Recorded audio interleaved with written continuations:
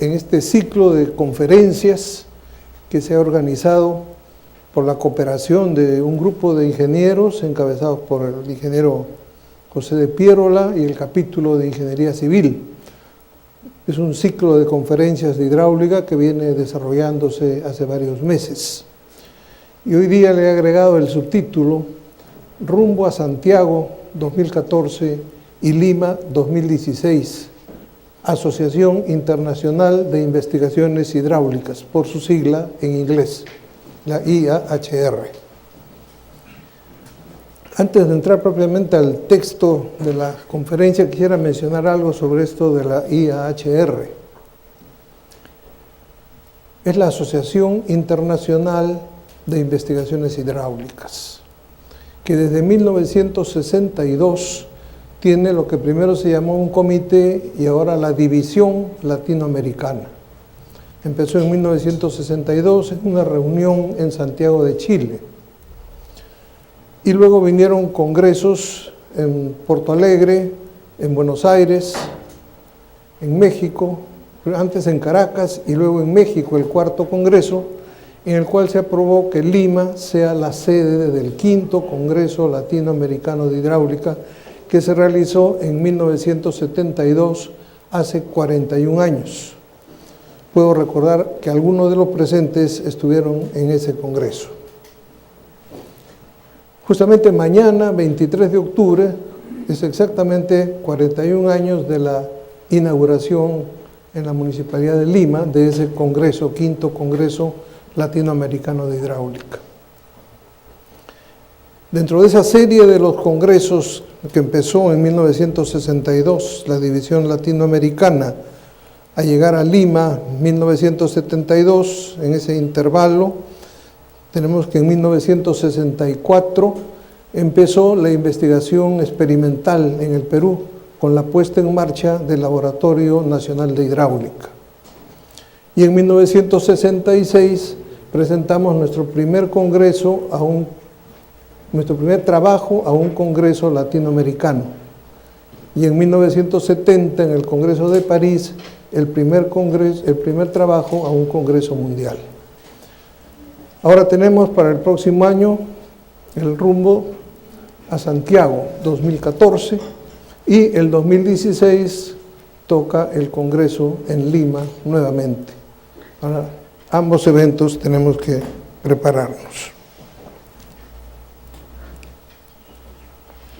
La exposición de hoy está dentro de la concepción general de la decisión que tomó Naciones Unidas de proclamar el decenio 2005-2015 como el decenio internacional para la acción, el agua, fuente de vida. Es sintomático que se llame decenio internacional para la acción, no para la contemplación ni la meditación, sino ya tenemos que ir a la acción. Dentro de esta idea general es que se desarrolla la exposición de hoy día.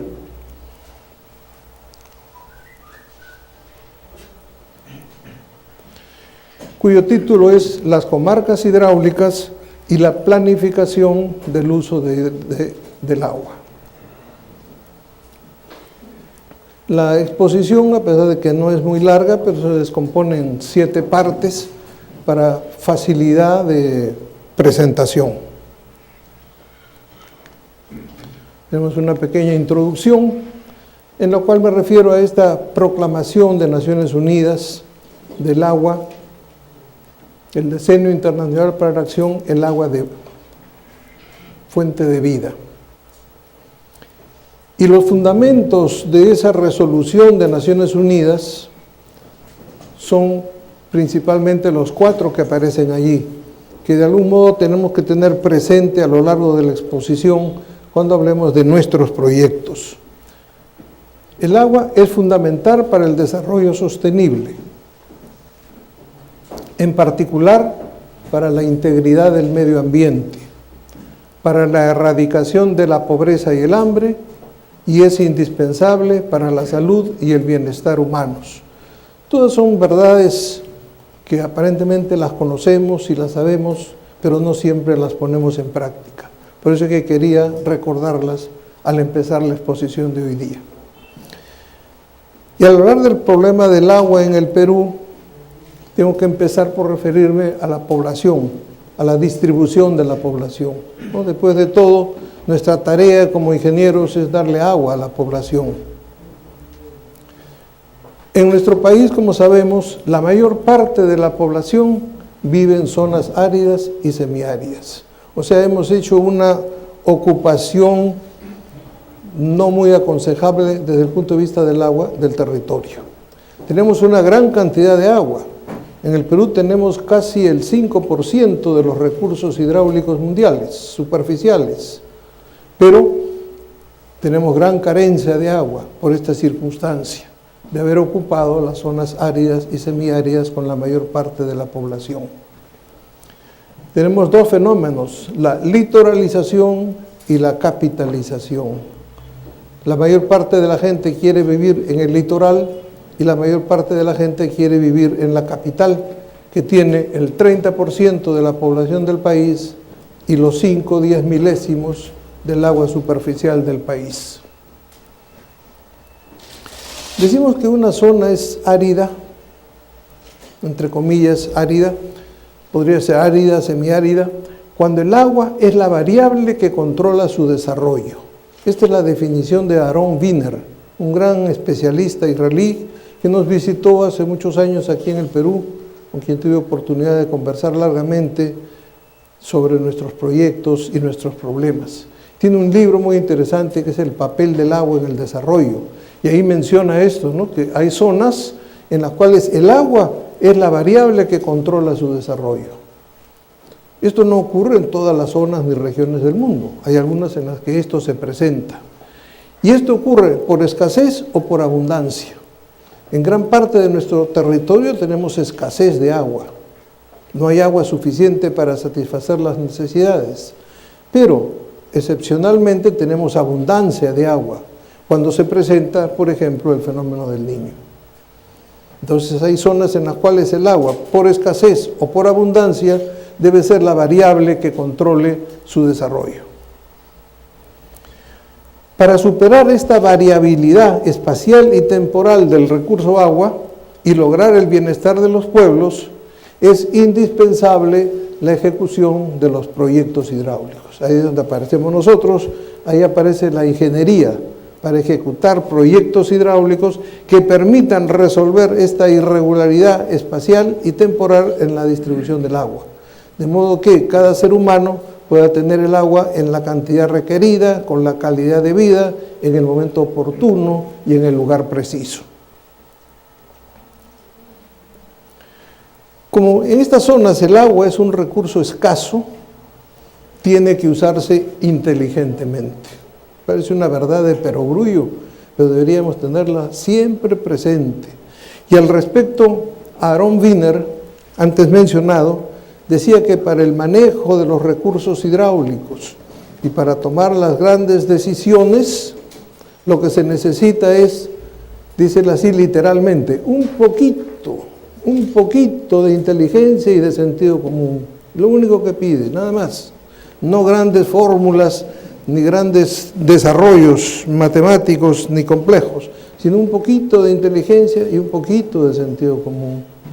Eso es lo que se necesita, por ejemplo, para no hacer un túnel cuando ya tengo uno existente y hacer otro a 60 kilómetros. No se necesita una gran inteligencia para saber que eso no conviene. Basta con un poquito de sentido común y darse cuenta de que eso no debe ser. Cada vez es más urgente e indispensable realizar un manejo racional del agua. Lo que nos dice la razón, la inteligencia, un poquito de sentido común. Si tengo un río como el Rímac, tan abandonado, con la cuenca deteriorada, con escasez de agua, con el cauce que conduce desagües, no puedo hacer jardines para mirar ese cauce. ¿Qué se necesita? Un poquito de sentido común, nada más. La historia del aprovechamiento del agua está vinculada al abuso, a la tragedia y al desperdicio. Siempre en todas partes del mundo, y en el Perú no ha sido la excepción, ha habido un abuso. Los poderosos querían apoderarse del agua. Ha habido épocas en las cuales se capturaba las bocatomas a tiros para no cerrarlas y mantener el agua. Ha habido tragedia, guerras y peleas por el agua. Y ha habido y hay todavía desperdicio. Dentro de este concepto general de la problemática del agua, ubicamos los grandes proyectos hidráulicos. Para ello recordamos que la costa peruana tiene dos climas, el clima dominante y el clima extraordinario. El clima dominante es el que está presente la mayor parte del tiempo. Entonces decimos que la costa es seca, árida, pero eso no es el 100% del tiempo, sino la mayor parte del tiempo. Y hay un clima extraordinario que se presenta el 4% del tiempo, aproximadamente, cuando vienen los grandes niños. Y entonces el clima se vuelve hiperhúmedo y muy cálido y extremadamente lluvioso. Entonces tenemos que aceptar que hay estas dos realidades. Las dos son ciertas, las dos existen, las dos se presentan. Tenemos que enfrentarlas a las dos. Por eso decimos que somos un país árido, que nuestro manejo del agua tiene que ser la idea dominante para lograr el desarrollo. Ahora, la costa en general sigue siendo un desierto absoluto. El 94% de la costa peruana es un desierto absoluto. Solamente está colonizado, habitado el 6%, que son las áreas vecinas a los 53 valles que hay en la costa. El 94% siempre es un desierto absoluto. Sin embargo, mucho más de la población peruana, mucho más de la mitad, depende cómo se defina la costa, hay definiciones variadas, pero el 50, 60 o 70% de la población peruana vive en el 0,7 del territorio nacional.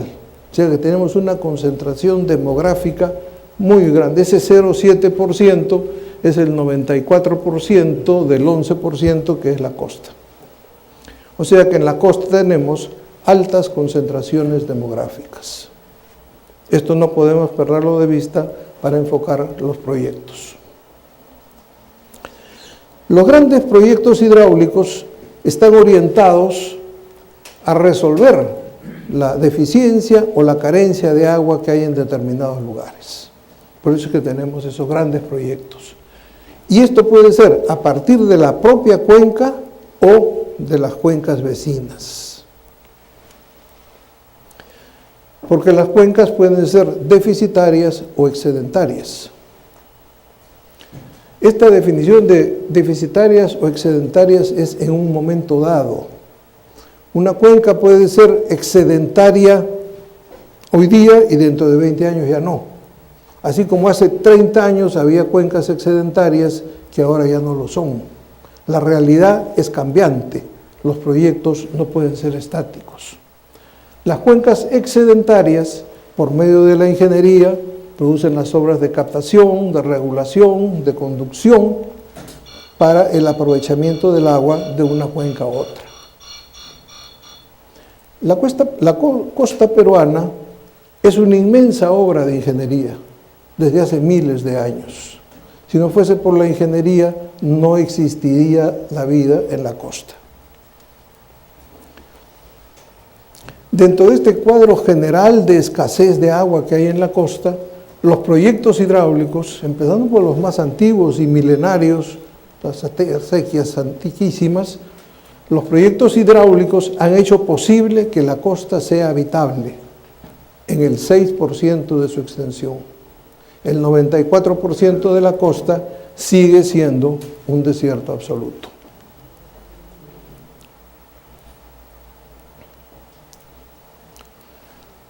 Quisiera referirme a los grandes proyectos hidráulicos de la costa norperuana, que son en los cuales se aplica el concepto que vamos a desarrollar hoy día de comarca hidráulica. Estos proyectos, estos grandes proyectos, son típicos del siglo XX, surgieron en diferentes momentos. hacia los años 70 una gran concentración de esfuerzos por desarrollar todos estos proyectos. Pero estos proyectos no respondían a lo que ahora y hace algún tiempo llamamos un plan de aprovechamientos hidráulicos. En esa época el Plan Nacional de Irrigaciones era una lista de proyectos. Estos son los proyectos, ese es el plan.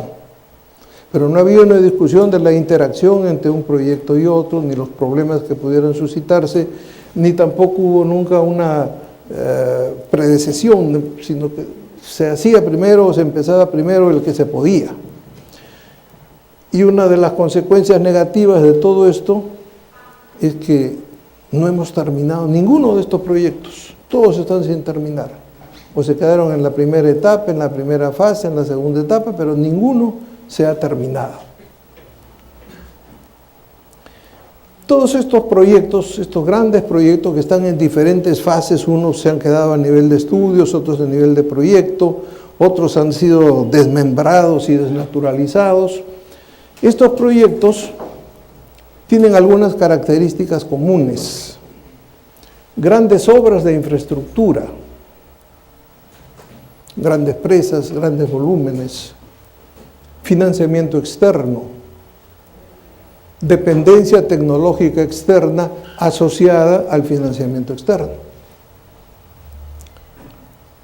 tratamiento puntual y parcial del problema, incumplimiento del plan propuesto, carácter de multipropósito, interés e importancia nacional, por los grandes montos involucrados, por los grandes préstamos o concesiones que hay que hacer, pero a la vez tienen una expectativa local muy grande y se han generado conflictos por el uso del agua. Todos estos proyectos fueron concebidos bajo determinadas circunstancias que con el paso del tiempo han cambiado, porque el mundo es cambiante, entonces los proyectos no pueden ser estáticos, todos se han ido alimentando de la realidad y en algunos casos han chocado con muros insalvables.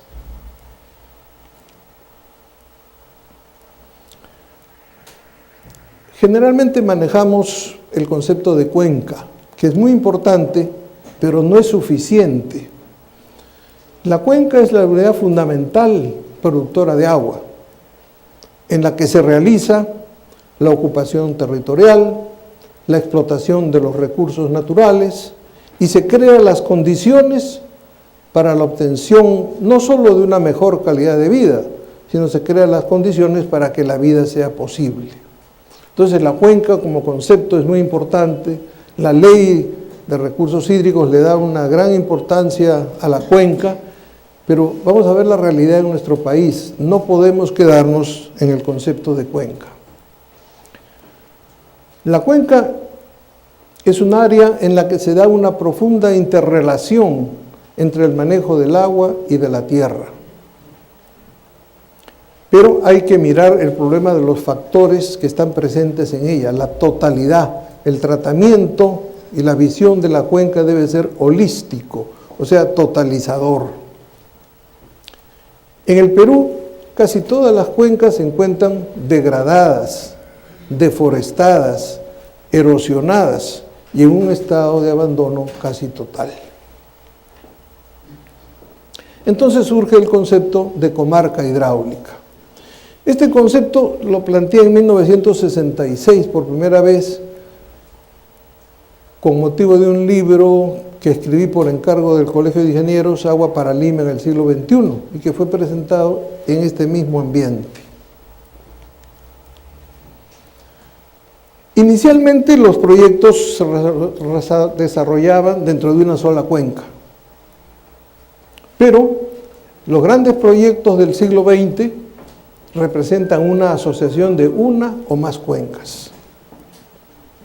Entonces, las cuencas vinculadas por medio de un proyecto de aprovechamiento hidráulico constituyen una comarca hidráulica, cuyas características son variables en el tiempo.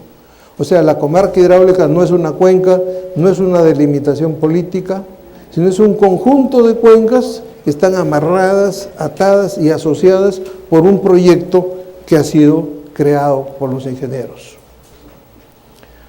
Si vemos los grandes proyectos hidráulicos, todos ellos están vinculados a varias cuencas. Entonces, para ellos debemos considerar el concepto de comarca hidráulica. Por ejemplo, en el caso de Puyango-Tumbes, que es uno de los proyectos que se ha quedado por el camino, representa no solamente la asociación de cuencas, sino la asociación de países, porque hay un río, Puyango en el Ecuador y Tumbes en el Perú, que pasa de un país a otro, cambia de nombre, pero el río es una realidad física independiente de las voluntades políticas. Entonces, para el aprovechamiento hay que crear el concepto de comarca hidráulica, que son las cuencas que dan agua y las que la aprovechan, que son cuencas en el Ecuador, por ejemplo, la cuenca de las Arenillas, el Perú, Zarumilla, Casitas, Bocapán, Quebrada Fernández, hasta cerca hasta Talara llega, ¿no? Entonces, esta es una gran comarca que está asociada al aprovechamiento del río binacional Puyango-Tumbes. Entonces, esa comarca hace que esas cuencas estén vinculadas, por lo menos en el momento en el cual se concibió la ejecución del proyecto. Ahí tenemos la idea de una comarca. Entonces, una cuenca o una comarca hidráulica puede pertenecer políticamente a varias regiones o países, pero hidráulicamente a un solo proyecto. Algo parecido ocurre en el caso de Lima. El abastecimiento de agua de Lima no es un problema exclusivo del RIMAC, sino que incluye el Chillón, el Urín. Se hizo todo un proyecto de trasvase del Mantaro, y en algún momento podría incluir hasta ríos más lejanos como el Cañete, quién sabe, cuando las demandas de aguas crezcan. Entonces, todo ese conjunto de ríos crea una comarca hidráulica, todo ese conjunto de cuencas, independientemente de las divisiones políticas. Una cosa es la división política y otra cosa es la asociación de cuencas realizada por medio de un proyecto.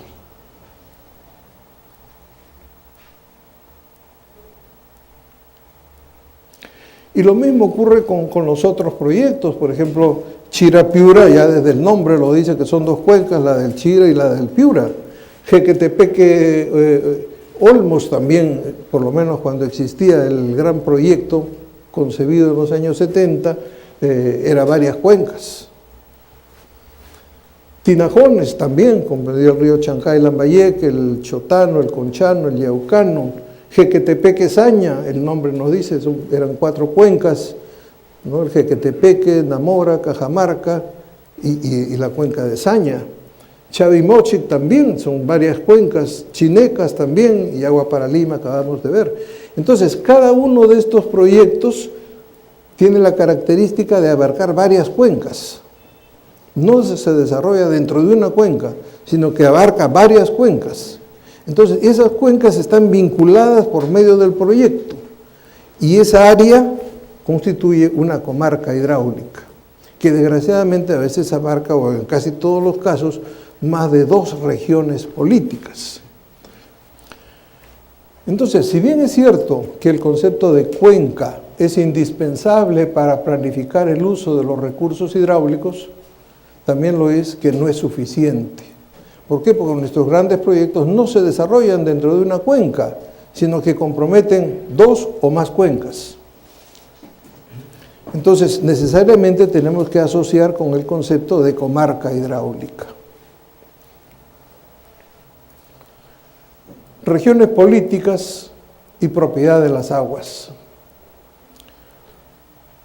El concepto de comarca hidráulica surge como consecuencia de la necesidad de concebir un proyecto hidráulico a partir de la realidad existente, en lo que respecta a oferta y demanda de agua en un momento dado, porque con el paso del tiempo va a cambiar la oferta y va a cambiar la demanda.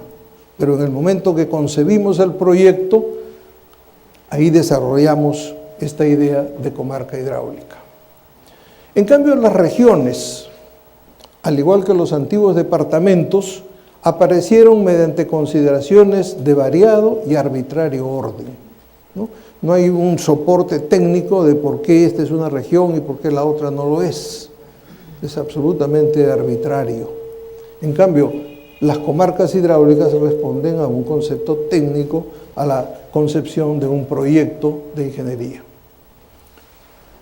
Este intento descentralizador, que se convirtió en regionalizador, dio lugar a las regiones políticas. No siempre eran evidentes los criterios para fijar su número ni su ámbito territorial, y se eligió la peor, ¿no? Hacer que cada departamento constituya una región. Y el divorcio entre los conceptos de región política y comarca hidráulica está creando grandes dificultades y ha conducido a que todos los proyectos estén paralizados. Los grandes proyectos hidráulicos se desarrollan en 2 o más regiones. Esa es una realidad. Cada una de las cuales se cree un estado hidráulico independiente, que en algunos casos llega al extremo de reclamar un túnel propio.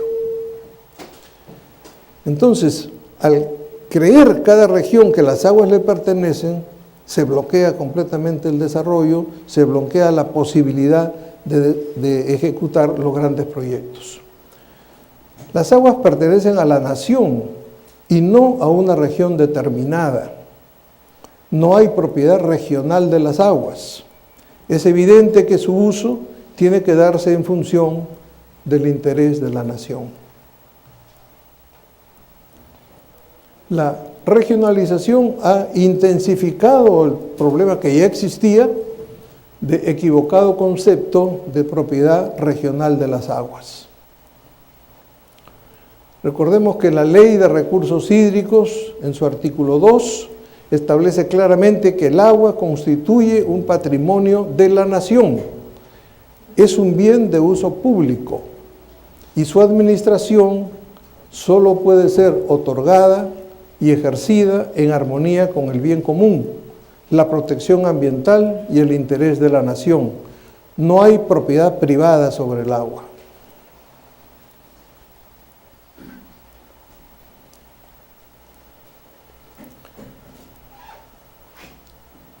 El mundo real es esencialmente dinámico, cambiante.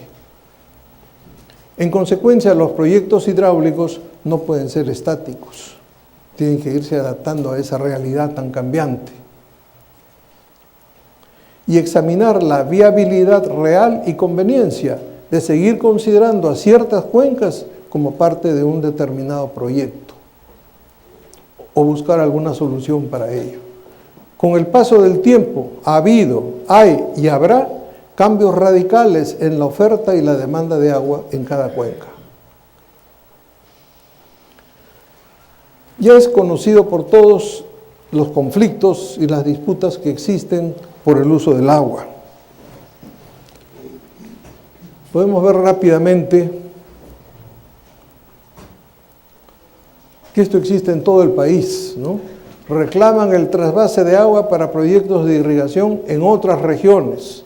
Recurso abastecerá a Olmos, Tinajones y Alto Apura. Se oponen Jaén, San Ignacio y Cutervo. Se agudiza conflicto entre Arequipa y Cusco por posesión del agua. Agricultura de Ica, que quiere usar las aguas de Huancavelic, amenazada de colapso por falta de agua que permita conservar sus áreas de cultivo. En el sur, Arequipa, Moquegua y Puno se disputan aguas del río Tambo. En octubre del 2008 se decía, hay 94 conflictos por la utilización del agua en el país. Entonces, esta es una realidad. El problema debe afrontarse con claridad y decisión. La situación existente tiene que llevarnos a reexaminar nuestros grandes proyectos hidráulicos, a la luz del concepto de comarca hidráulica, de conflictos por el uso del agua y de otros, como el nuevo análisis de la oferta, de la demanda de agua, fenómeno del Niño, ecología, etc. Y a modo de resumen, unas reflexiones finales.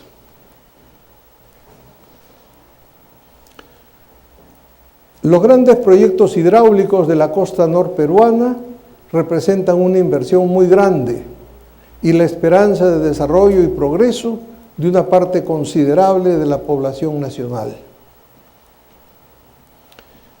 Ninguno de ellos ha sido terminado. Todos tienen numerosos problemas que atentan contra su éxito y que, de no ser atendidos oportunamente, llevarán al fracaso de los proyectos. Los grandes proyectos hidráulicos fueron concebidos e iniciados sin que formasen parte de un plan de aprovechamiento de los recursos hidráulicos y sin tener en cuenta el concepto de comarca hidráulica. La creación de las regiones, sin haber considerado la realidad hidrológica, ha originado serios problemas en los grandes proyectos hidráulicos. No ha solucionado, sino que ha aumentado los problemas originados por el uso del agua. Debe quedar perfectamente claro que no hay propiedad regional de las aguas y que ellas deben usarse en función del interés de la nación. Los grandes proyectos hidráulicos, por sus características de fuerte impacto en el desarrollo nacional y en la economía, deberían tener una conducción centralizada, de gran capacidad técnica y operativa. Muchos de estos grandes proyectos no tienen el número suficiente de especialistas de alto nivel para poder llevarlos adelante. Debe reexaminarse los alcances de nuestros grandes proyectos hidráulicos, teniendo en cuenta la actualización de la oferta y la demanda de agua a la luz del concepto de comarca hidráulica.